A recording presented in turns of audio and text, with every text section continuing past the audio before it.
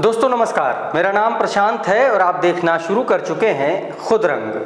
प्रधानमंत्री नरेंद्र मोदी 3 दिन के अमेरिका दौरे पर हैं। उनके दौरे को लेकर मीडिया में बेहद उत्साह है और इस यात्रा को 2 बड़े लोकतांत्रिक देशों के बीच रिश्तों का नया दौर बताया जा रहा है। लेकिन सबसे अहम और चिंताजनक खबर जो है वो टीवी मीडिया से गायब है और वो खबर क्या है बताते हैं आपको। प्रधानमंत्री नरेंद्र मोदी जब अमेरिका पहुंचे तो उनका भव्य स्वागत किया गया और ऐसा स्वागत किया गया कि शायद ही वो कभी अपने इस स्वागत को भूल पाएंगे। हो सकता है कि इतना भव्य स्वागत देखकर मोदी जी रात में सो भी न पाए हों। ऐसा स्वागत किया गया कि पूछिए मत। जिस होटल में मोदी जी को ठहरना था उस होटल के बाहर लोगों की इतनी भीड़ थी जिसको दूर से देख मोदी जी गदगद हो गए होंगे। वो सोच रहे होंगे कि उनके इस्तकबाल में इतने लोग खड़े हैं। लेकिन जब पास पहुंचे तो मायूसी छा गई। और ये मायूसी क्यों छा गई? क्योंकि ये लोग मोदी के स्वागत के लिए नहीं खड़े थे। ये लोग मोदी गो बैक के नारे लगा रहे थे और ये तब हो रहा था जब भारतीय मीडिया मोदी की अमेरिका यात्रा को लेकर ढोल बजा रहा था।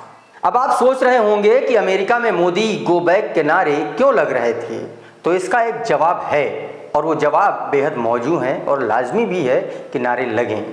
भारत में मानवाधिकार हनन, मुस्लिमों और दलितों पर हो रहे अत्याचार, इसी को लेकर अमेरिका में 17 अल्पसंख्यक दलित और मानवाधिकार संगठन मोदी की इस यात्रा का विरोध करने निकले थे, जिसमें Indian American Muslim Council, peace action, veterans for peace और बेथेस्डा अफ्रीकन सेमेट्री गठबंधन जैसे संगठन शामिल थे, जो प्रधानमंत्री मोदी के इस दौरे का विरोध कर रहे थे और भारत में जिस तरीके से एक अघोषित आपातकाल चल रहा है उसको लेकर के वो अपना विरोध जता रहे थे। इसके अलावा यूएसए के 75 सीनेटर्स और डेमोक्रेटिक पार्टी के कांग्रेस प्रतिनिधियों ने अमेरिकी राष्ट्रपति जो बाइडेन को एक पत्र भी लिखा। यह पत्र मोदी के अमेरिका दौरे के विरोध में था। पत्र में लिखा गया कि राष्ट्रपति जो बाइडेन पीएम मोदी से बातचीत में भारत में धार्मिक असहिष्णुता के बढ़ने, सिविल सोसाइटी संगठनों और पत्रकारों को निशाना बनाने, प्रेस की स्वतंत्रता और इंटरनेट पर बढ़ते प्रतिबंधों का मुद्दा उठाएं। दोस्तों, प्रधानमंत्री नरेंद्र मोदी अमेरिकी कांग्रेस के संयुक्त सत्र को भी संबोधित करेंगे।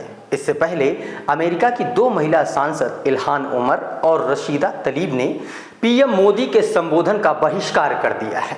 महिला सांसद इल्हान उमर ने ट्वीट करके लिखा कि मोदी सरकार ने अल्पसंख्यकों का भारत में दमन किया है, हिंसक हिंदू राष्ट्रवादी समूहों को गले लगाने का काम किया है, पत्रकारों और मानवाधिकार कार्यकर्ताओं को निशाना बनाया जा रहा है हिंदुस्तान में। मैं मोदी के भाषण में शामिल नहीं हो सकूंगी। मैं मोदी के दमन और हिंसा के रिकॉर्ड पर चर्चा करने के लिए मानवाधिकार समूहों के साथ एक ब्रीफिंग करूंगी। यह सीधे तौर पर प्रधानमंत्री नरेंद्र मोदी को चैलेंज था, वो भी अमेरिका के इतने बड़े प्लेटफॉर्म पर।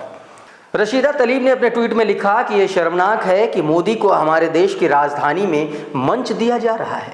उनके मानवाधिकारों के हनन, लोकतंत्र विरोधी कामों, मुस्लिमों और अल्पसंख्यकों को लक्षित करके, टारगेट करके और पत्रकारों को सेंसर करने का उनका लंबा इतिहास मुझे अस्वीकार्य है, कतई बर्दाश्त नहीं है। बहरहाल नरेंद्र मोदी अमेरिका दौरे पर हैं। विवादों में ये दौरा हो चुका है, लेकिन गोदी मीडिया और गोदी पत्रकारों के यहाँ शहनाई बज रही है। मोदी का डंका हिंदुस्तान में तो बज रहा है, लेकिन क्या अमेरिका में बज रहा है? हमें कमेंट करके जरूर बताइए। ये वीडियो अगर आपको अच्छा लगा तो इसको लाइक कर दीजिए, इसको शेयर भी कर दीजिए, चैनल को भी सब्सक्राइब कर लीजिए और अगर ये वीडियो आप हमारे फेसबुक पेज पर देख रहे हैं तो हमें फॉलो कर लीजिए। बहुत बहुत धन्यवाद।